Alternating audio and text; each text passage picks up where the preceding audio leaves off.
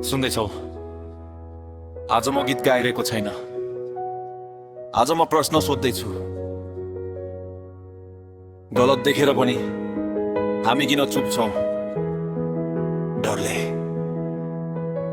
कि बानी परेर? याद राख, इतिहासले चुप बस्नेको नाम लेख्दैन, तर परिणाम चाहिँ चुप बस्नेले नै भोग्छ।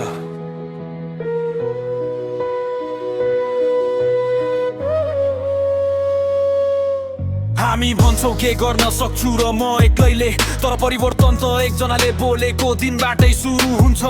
आँखा अगाडि अन्याय हुँदा पनि मुख बन्द गर्नु अब कमजोरी हैन, गल्ती हो। हामी मेसेजमा बहादुर, सडकमा साइलेन्ट, सपना ठुला तर आवाज अप्सन। देश बिग्रियो भनेर सबैलाई गुनासो छ, तर देश बनाउने जिम्मा कसैको मात्र होइन, हाम्रो पनि हो। चुप बस्न मिल्दैन, अब चुप बस्न मिल्दैन।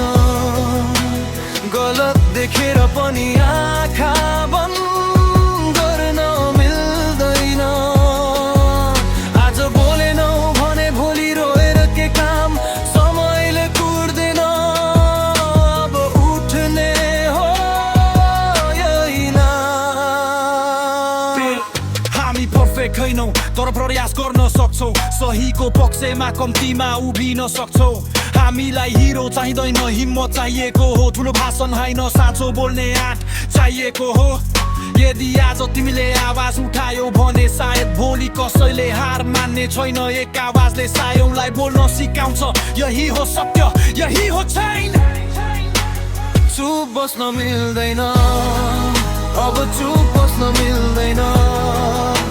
गलत देखेर पनि आँखा बन्द गर्न मिल्दैन। आज बोलेनौ भने इतिहासले सोध्ने छ, त्यो बेला तिमी कहाँ थियौ?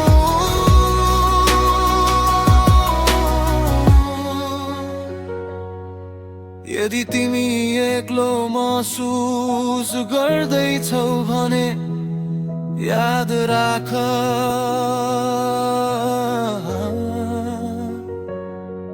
तिमी एक्लो हैन। बोल्न थालेपछि आवाज आफै भेटिन्छ। यो गीत मन परोस् नपरोस्, तर कुरा बुझियोस्, कुरा बुझियोस्। गलत देखेर पनि चुप बस्यौं भने हामी निर्दोष हुँदैनौं। बोलिन भने हामी पनि दोषी हौं।